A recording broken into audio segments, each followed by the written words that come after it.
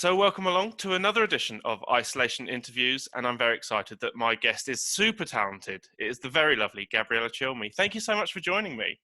Oh, no worries. It's a pleasure. Now, obviously, life at the moment is very strange with, coronavirus, COVID-19. How have you found lockdown? How have you found, first of all, the strict lockdown, and now that we're Mm. easing out, how are you finding that as well? Yeah, well, initially the strict lockdown was, I went through a bit of a roller coaster of emotions. First was just, I guess I was a little bit freaked out.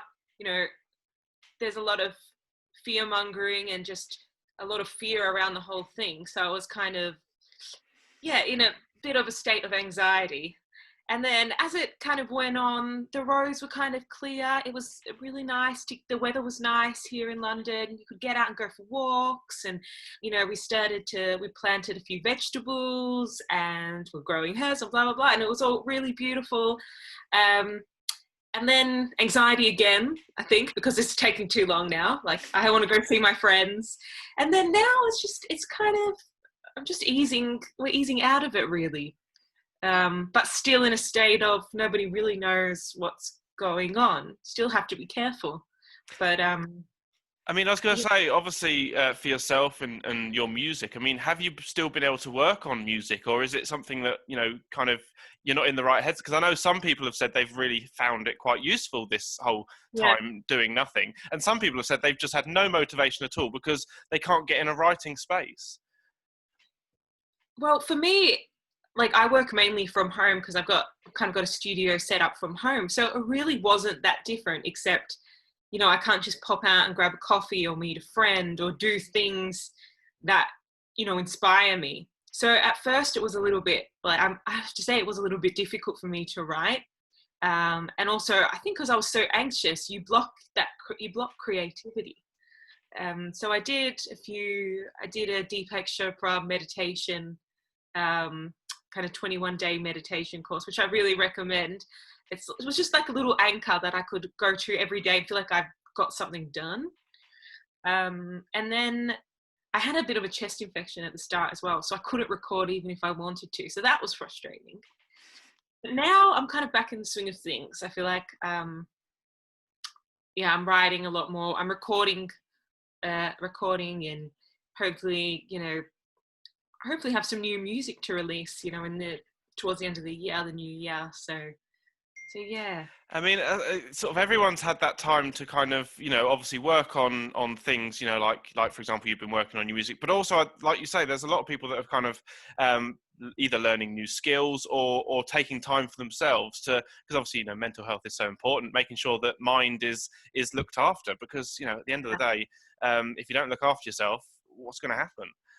It's funny, the silver lining of this whole situation is that it's really forced us to look at, to look inside and kind of assess, what are my kind of, especially with a lot of the issues that have been, that have arisen or have come to the forefront because of COVID.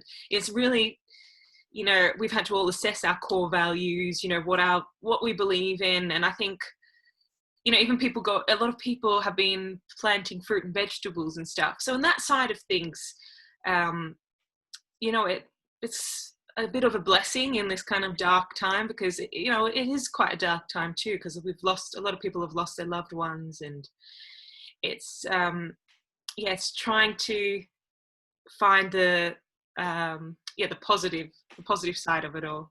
And I mean, as well as that, we've also seen that communities have really come together at this time. We've seen, people that, you're talking to people on your own street that maybe you've never really had a conversation with.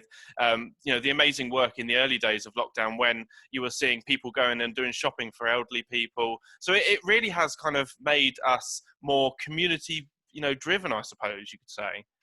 Yeah, that's true. And especially living in the UK, and there are a lot of kind of big cities, and it's kind of city life. You forget that you live with other people, and there's those other people and those connections that make life special, I think. And it's so easy to get lost in it all. But yeah. Now, I was just, I didn't realise until the other day that Sweet About Me is now 12 years old. Can you, first of all, does that feel weird for you to hear that it's 12 years old for you? Yeah, it's really weird. It doesn't feel like it. Me, it feels like kind of 2 years ago. Yeah, I I can't mean, believe it's. Obviously, the album as well. It's 12 years. 2008 was when it was all released. So for you, do you still enjoy hearing the music, singing the music as much now as you did back then, or would you say maybe it's for you it's improved with time, or do you kind of prefer to kind of play the newer stuff? It's a mixture. Obviously, I love playing "Sweet About Me" and I love playing songs from my early records, um, because you like playing things that people want to hear and people want to sing along, and you know. So I do appreciate, because I've had a little bit of a break as well. I haven't been gigging that much, especially this year. I'll probably really enjoy coming back and singing those songs. Um, I think it was like 5 years after the kind of 5 year mark after I released "Sweet About Me" was like, yeah, I mean, you have to sing that song over and over and over again. But I mean, it's probably something I'm going to have to do like my whole life. So, and it's a fun song to play. So it's all right. And obviously, the other song which gives everyone that warm Christmassy feeling is, of course, "Warm This Winter," which is another fantastic song. So, for you, did you ever realise quite how big that song would become, especially with Christmas time? Not at all. No way. Because so I recorded that. It would have been probably like a couple of, was it a year after "Sweet About Me" came out or something? Probably about 10 years ago now.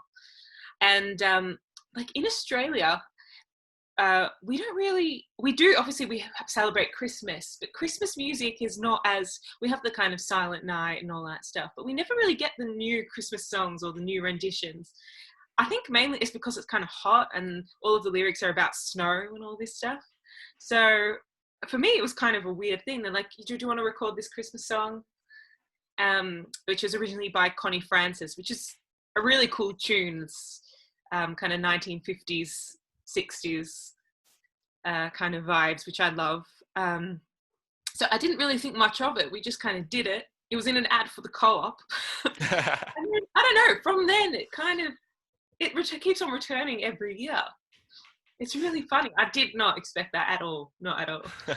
And someone else also reminded me as well recently was you did a cover of Echo Beach, which was featured on a TV show on ITV around the same time. Yeah. And obviously that was, I had a few people commented that they actually preferred your version to the original.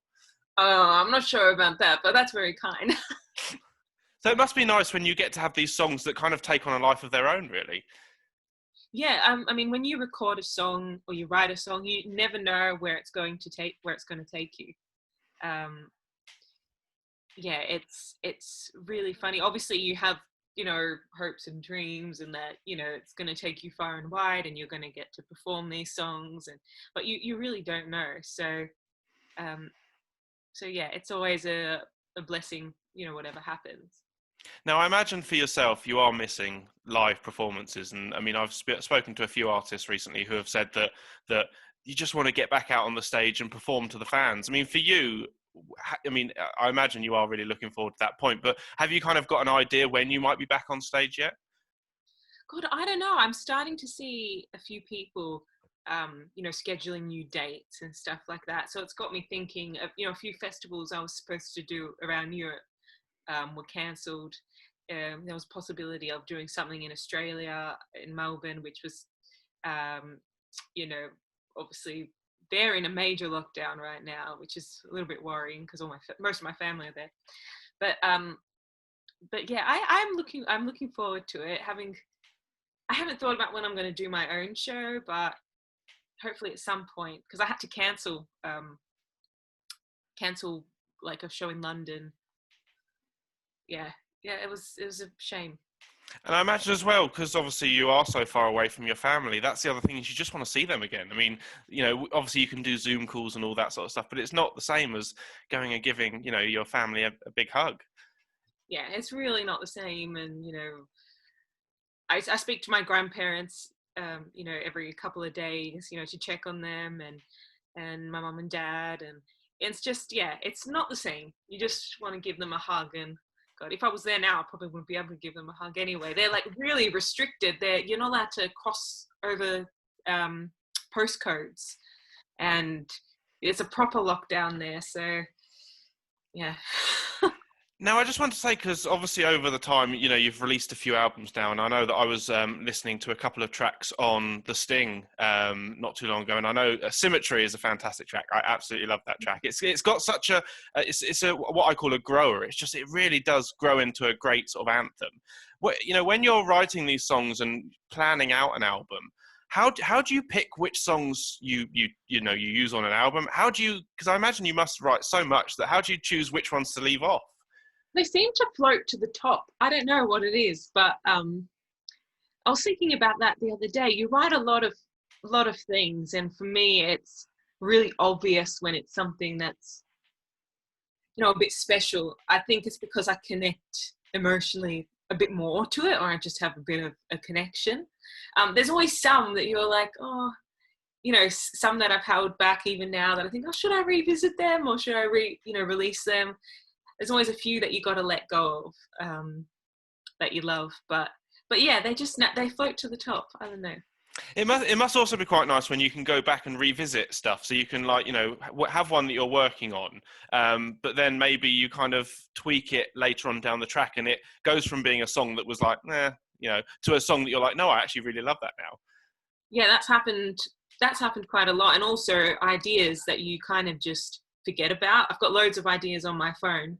And I never know where, I never can remember where I had the idea, or they're always weird. You can hear like a fan going off or outside, and then you revisit them. You're like, oh, actually, that's not bad. Some of it's absolute rubbish, but yeah, you know, some of it's good. And then you go back and, you know, revisit it. And I work a lot with my brother, so I'll take the idea to him, and we kind of flesh it out together.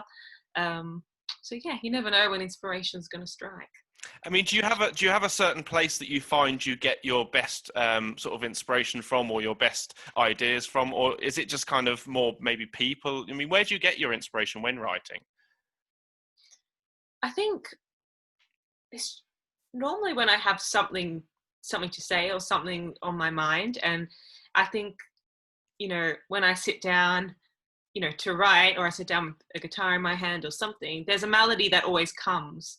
And then it's like, it's kind of cathartic in that way, because sometimes I don't even realize that's on my mind, but it will come out in a song. You know, other times it will be inspired by, you know, a person or somebody else's situation, which you always got to be, you know, quite delicate with and careful, because you don't want to like, you know, singing their life. it's a bit, you know, exposing. But yeah, it's normally just something that needs to come and get, you know, that's been on my mind that I need to get out. And is there anyone going forward that you would love to work with? Anyone that maybe sort of you look up to and you just think, oh, I'd love to sit down and either write with you or to perform with them? There are a lot of people. I really love, obviously, I'd love to sing with Van Morrison or Robert Plant from Led Zeppelin. I'd love to sing with them. Also, there's a few like really great artists, new artists. This girl called Bedouin, who's really great. I think, you know, collaborating with other young singer-songwriters, not young, but up and coming singer-songwriters. Well, they're not really up and coming. I don't know what I'm trying to say. Basically, people that aren't like my grandfather's age, which tend to be like the people that I look up to a lot. But I think it's really nice when artists support each other and, you know, collaborate. I haven't done too much of that, and I'd like to do more. So. Now, obviously, last year you released an EP of it's called The Water. So tell us a bit about that and how that came about, because that was released back in, I think it was November, was it, of last year? Yeah, November. It's almost a year ago now, and it feels 5 months ago. It's funny that these past 6 months now, almost 6 months, have just like blown disappeared by. completely. Yeah, but The Water was just really. I was revisiting a lot of my favorite childhood, well, songs and music that got me kind of really excited about music and want to make music to begin with. So I was listening to a lot of Janis Joplin, who's one of my favorites. There's a song called Me and Bobby McGee that she's famous for that I love. And then, who wrote that song? Chris Christopherson. And then I kind of I got into a lot of kind of country Americana records, and that really inspired the sound of it. And I wrote most of it with my brother.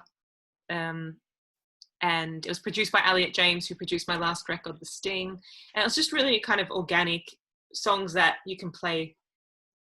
You pick up an instrument and play and sing, and that kind of old school, classic kind of songwriting. That's what inspired me. So I was going to say, because you have such a recognizable voice. I mean, you listen to one of your songs and instantly it's a Gabriella Cilmi song. So for you, when you're kind of working on music, do you have a particular genre that you prefer, or do you like kind of trying different things? I think I like trying different things. I think, especially when I was younger, I was like, I just wanted to be in a band. So I've always had, my musicians that played for me were kind of like my mates, and I always had this feeling where I just like the interaction between bandmates and working with other musicians, and that whole sharing experience of, playing together. So I always seem to come back to that. I seem to come back to that kind of organic way of making music. Obviously, I've experimented and done loads of things, and I just love all kinds of music. But I don't know, whatever's inspiring me at the time. But yeah.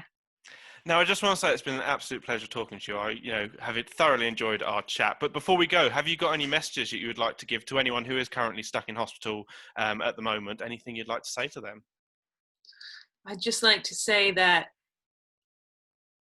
I'm, thinking about you guys, and obviously sending you lots of love and blessings. And I really hope that this whole, obviously, COVID situation eases, and we can make it easier, to see your loved ones and to see your friends and get back to good health.